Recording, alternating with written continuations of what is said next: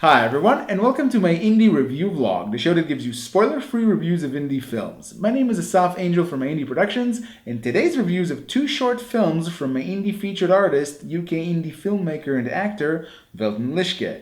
Thank you, Velton, for sharing your work with us.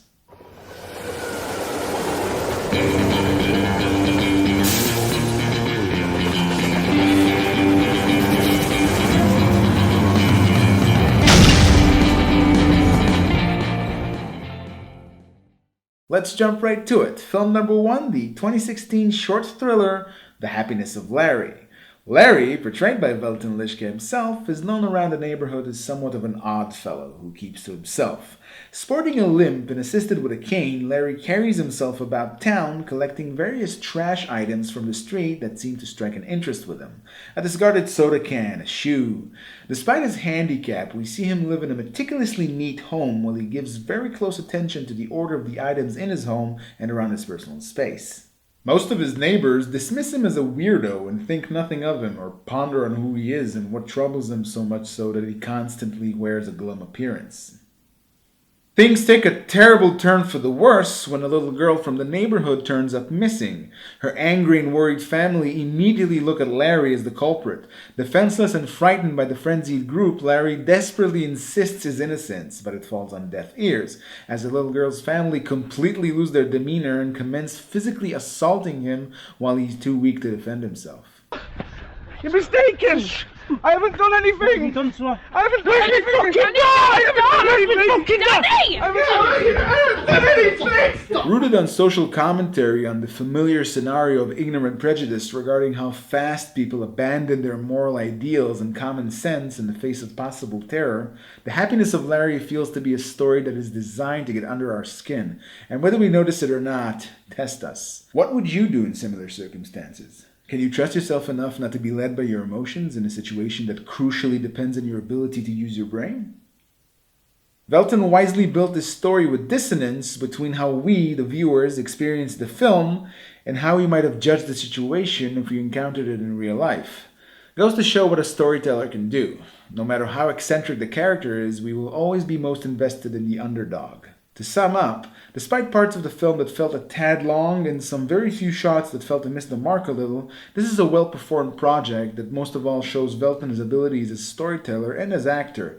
As both director and lead, I can only imagine how hard the production must have been. Production value was well above average, cinematography was excellent, and the performances were decent. The Happiness of Larry gets a 7.5 out of 10 on the Look at Me, I'm a Film Critic scale. The film is available for viewing on Angerman Distribution's VOD channel, link below. Film number two, the 2016 short thriller, 776. Tommo, portrayed by Rob Leach, is a sweet kid in the prime of his life. We first see him having a good time with his boys at a local bar, where Taylor, a young woman played by Samantha L. Daniels, takes notice of him and slips him her number on a piece of paper. Excited and flattered, Tommo gets inevitably teased by his boys, who steal the piece of paper from him and pass it around between them to his embarrassment and their amusement.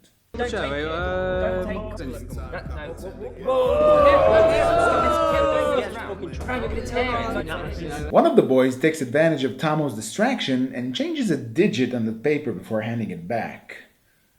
To me, it seemed evil and uncalled for. That's a crappy friend right there, to mess with your boy's chance at happiness. Anyway, later that day, Tommo musters up the courage to call Taylor, but ends up connecting with the wrong type of people.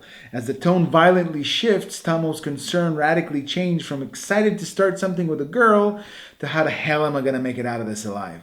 Velton describes two different worlds. It almost looks like two different films. They're even lit differently from one another. At the beginning, we have a cheerful story about young lads loving life, and then a turn which takes a peek at the dark, grim reality of organized crime.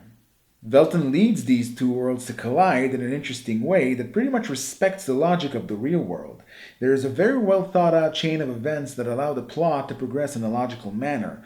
Velton seems very aware on how to create the right circumstances to progress the story. There are several key moments in the film that show exactly how and why things turn out the way they did in a convincing way. With similarity to Martin Scorsese's dark mob films and Guy Ritchie's rhythm and style, Velton and his team managed to bring a gut-wrenching gem to the screen and clearly show that their storytelling abilities are evolving in a fast pace.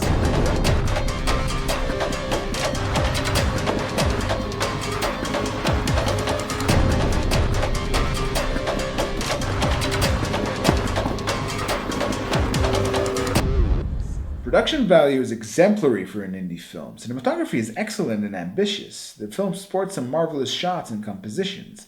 There were some elements I would have preferred to have seen handled a little differently, but you can still see an extremely capable filmmaker in the making who's about to break out with a new feature film.